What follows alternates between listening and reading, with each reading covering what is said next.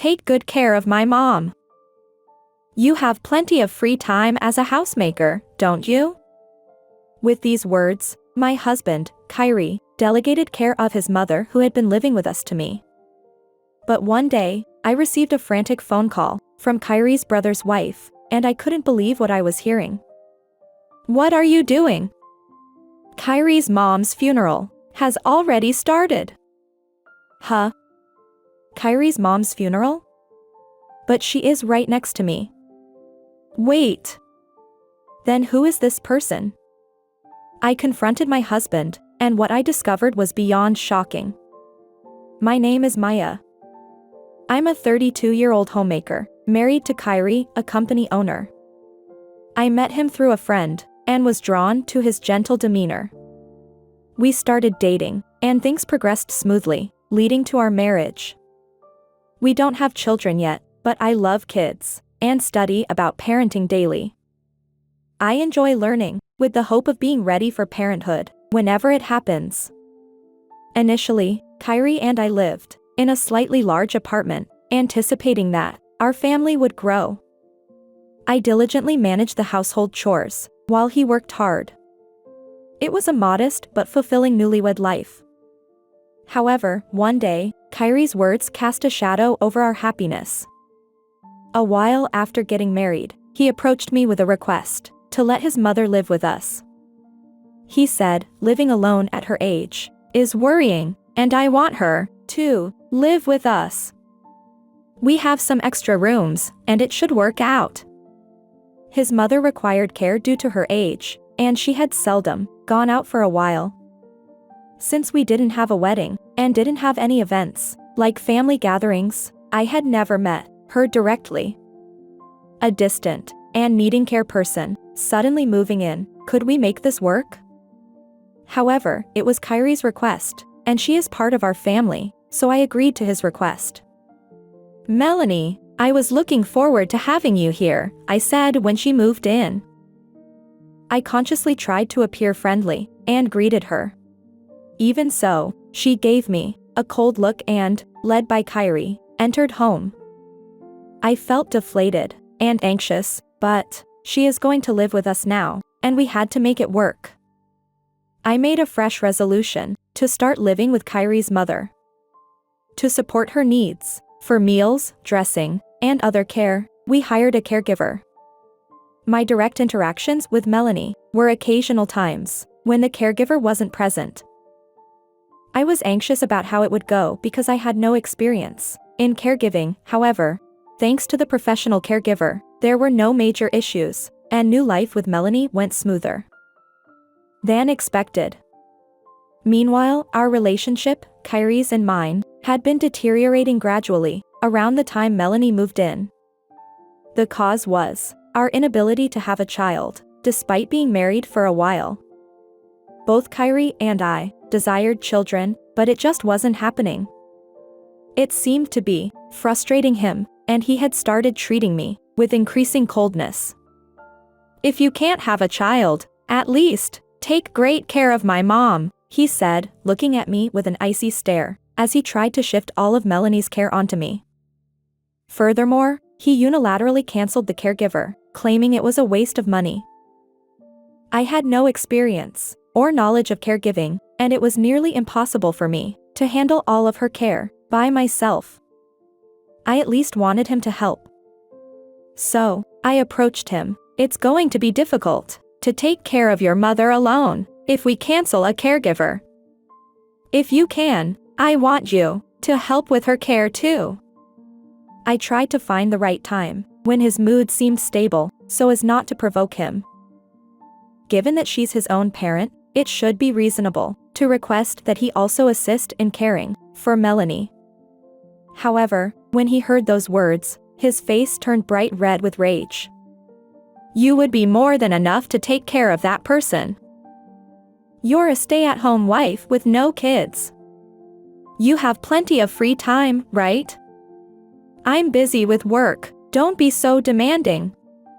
He shouted at me, referring to his own mother as a that person. His transformation shocked me, and I was left speechless and frozen in place. While I was still in shock, he stormed off somewhere. Following that day, there were several evenings when he came home late, perhaps a manifestation of his unwillingness to take care of his mother. Before we got married, he had a kind personality, and we rarely had any arguments or conflicts. Yet, it seemed that not being able to have a child could cause such a dramatic change in a person. Even though the cause of not having a child might not be solely my fault, I felt disappointed in him and began to wonder if there might be another reason for his behavior. With him spending little time at home, I suspected he might be having an affair. In secret, I hired a private investigator to look into his fidelity. With our relationship strained, and me handling both Melanie's care and household chores on my own, I had many unresolved concerns.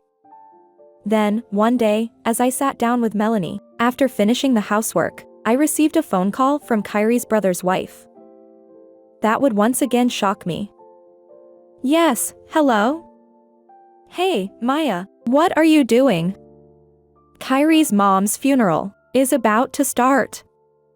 She spoke in a hushed and urgent tone, delivering this news that left me shocked once again. In an instant, I couldn't comprehend what was being said to me. Huh, a funeral? She is sitting right next to me, having tea. What are you talking about? She passed away in the care home 3 days ago. You mean, you haven't heard from Kyrie? Living in a care home? Passed away 3 days ago? A funeral? But she is sitting right next to me, casually sipping tea? I couldn't grasp the situation, and the information I was being given made no sense. Despite my confusion, I felt I needed to confirm something, so I asked her on the phone, "Do you know any distinctive features of Kyrie's mom? Facial characteristics, or anything that can help distinguish her from others?" My anxious demeanor seemed to have alerted her to the seriousness of the situation, and she responded, in a somewhat calmer manner than before, "Well, she has a large scar on her forehead. It's from when she fell a few years ago." A scar on her forehead. I glanced briefly at Melanie, sitting next to me. However, there was no scar on her forehead. No. There's no such scar. This person isn't Kyrie's mother. The real Kyrie's mom has passed away. Then who is this person? The elderly woman I believe to be my husband's mother is, in fact, not my husband's mother. The real Kyrie's mom passed away 3 days ago. So, who is this old lady? What is the meaning of this thick-skinned nerve that continues to pretend to be my mother-in-law, with a straight face, even though she's not the real one, and casually sips tea? Maya, are you listening? Hey, Maya. From the other end of the still-connected phone, I could hear her calling me. However, in this situation, and the fear I felt towards the old woman in front of me, I was in a complete panic. Help me. The conversation with Kyrie's brother's wife, the news about Kyrie's mother's funeral, everything escaped my mind. I couldn't think of anything, and in that state of mind, I rushed to the nearby police station. Please help. My husband's mom isn't my real husband's mom. She's someone else, but she's been living with me, pretending to be my husband's mother. What should I do? Who is she? Okay, calm down. Let's start with some slow, deep breaths. In a state of panic and confusion, the police officer gently reassured me. As I had burst into the police station. Following their advice, I took several deep breaths, which helped me regain some composure. After getting my emotions under control, I explained the situation again, detailing that the elderly woman I had been living with, believing her to be my husband's mother, was actually not the real one. I had only learned about my real mother-in-law's passing from relatives, and I was now in the dark about who the woman living with me really was. Her eerie composure and behavior had made me frightened and drove me to the police station. The police officer who listened to my story, though bewildered, was empathetic and provided assistance. I understand the situation, but, anyhow, it's essential to hear the circumstances from your husband. With those words, the police officer called my husband on his phone and explained that I was at the police station regarding his mother and that he should come and pick me up. About an hour later, Kyrie arrived at the police station and apologized to the officers. I'm sorry for causing trouble. I'll talk to my wife now. Understood. Please explain everything to your wife and have a good conversation together. We were seen off by the concerned police officer, and we left the police station. During the walk back home, neither of us spoke a word, as we didn't even know where to begin with the questions. When we arrived home, and confirmed that Melanie was resting in her room, I gathered my courage and asked him, "Hey, who is the woman we've been living with? Is it true that your real mother has passed away?" In response to my question, he calmly explained the truth, and what he told me was unbelievable, leaving me in a state of shock. First, the elderly woman living with us now was, as I suspected, not his real mother. She's the chairman of a major business partner of his company. Although she has officially retired, she still wields significant power, and Kyrie, in his role as a business owner, can't go against her. She has no spouse or relatives, and has lived alone for a long time. While that was fine when she was healthy, as she grew older and needed care, living alone became challenging. However, there was no one available to provide her with care, and she was quite worried about it. She casually mentioned this during a conversation with my husband. Hearing her words, Kyrie saw it as an opportunity to strengthen the relationship with the company she chaired, and volunteered to take care of her for the sake of scoring points. In other words, he had lied to me, making me believe she was his mother and having me take care of her. I can't believe it. You had me take care of a complete stranger? Even dressing and toiletting? I exclaimed in anger upon discovering this shocking truth. My husband responded with a smirk and said, "That's right. But didn't you want to take care of children? Taking care of a baby or an elderly person who can't move much, it's all pretty similar, isn't it?" I was left speechless, overwhelmed by shock and anger at his dismissive tone and words. Apparently oblivious to my emotional state, he didn't even try to hide his expression, shifting from a mocking grin to a more irritated expression as he continued, "More importantly, going to the police over something like this. You're making such a fuss just because you were lied to a bit. Don't ever pull an unreasonable stunt like this again." He shouted at me, and I stared at him in disbelief, unable to comprehend his attitude. I couldn't understand how he could think that lying about a complete stranger and pretending she was a part of the family was just a little white lie. He simply said what he wanted to and left the scene, showing no concern for me whatsoever. Stunned by his selfish words and left speechless, I watched him walk away, feeling utterly fed up with him. It was clear that I had reached the end of my patience with Kyrie, and I made the decision to divorce him. A few days later, I received the results of the infidelity investigation I had requested from the private investigator. The results confirmed that Kyrie was indeed having an affair. His mistress was the daughter of the president of a company in a business partnership with his company. Upon learning the truth of his infidelity, a mix of resignation and deep sadness over the betrayal welled up inside me, and I quietly shed tears. Just as I was planning to broach the subject of divorce based on this report, he surprisingly came forward with a request for a divorce.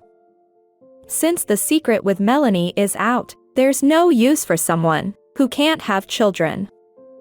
Let's get a divorce. His words, delivered with an attitude that looked down on me and implied that I was only worth as much as producing children or providing care, infuriated me.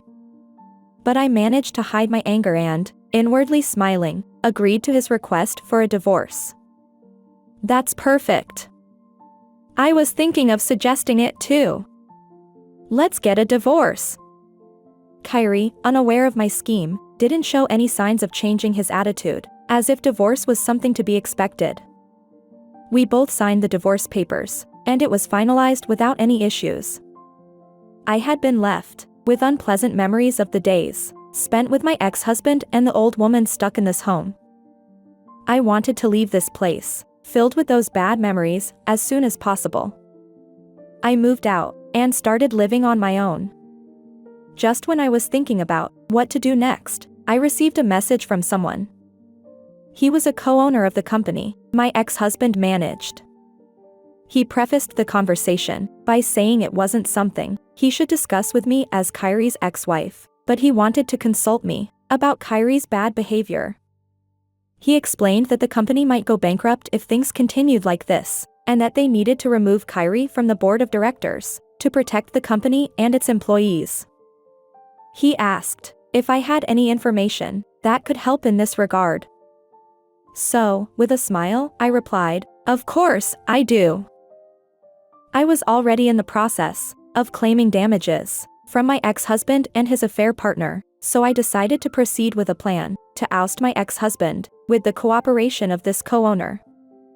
I informed him about Kyrie's affair with the president's daughter of a cooperating company, his pretending the chairwoman to be his mother for caregiving from me, and that these incidents led to our divorce. The co-owner, setting aside his own agenda, sympathized with me and said, "You've been through a lot." Subsequently, I initiated claims for alimony from both my ex-husband and his affair partner. He was taken aback because he apparently didn't think his affair had been discovered. However, he might have found it too bothersome to drag it into a lawsuit, so he surprisingly paid the alimony without much resistance. The compensation I claimed, an amount of 30 grand, didn't appear to be a significant sum for Kyrie as a company owner. He paid it in full along with his affair partner's share. Next, the co-owner went to Kyrie's affair partner's company to expose the truth. He negotiated for a peaceful resolution by changing their president, and Kyrie was put in a situation where he had no choice but to accept. This incident quickly spread within the relatively small company. He soon found himself under suspicion from all the employees, making the atmosphere uncomfortable. Eventually, he decided to escape from the company. He tried to find a new job with the help of some acquaintances who were business owners. However, due to his prior bad behavior and the widespread rumors, it seems no one was willing to hire him. Now, Kyrie has lost not only his job and social standing, but also his wife and affair partner. He's likely living a lonely and difficult life. But that's not my concern anymore. As for me, I put the child-rearing knowledge I had been steadily acquiring to good use. I earned a childcare certification and began working as a babysitter in a new environment. I'm enjoying my life, interacting with children I adore, and embarking on a new journey.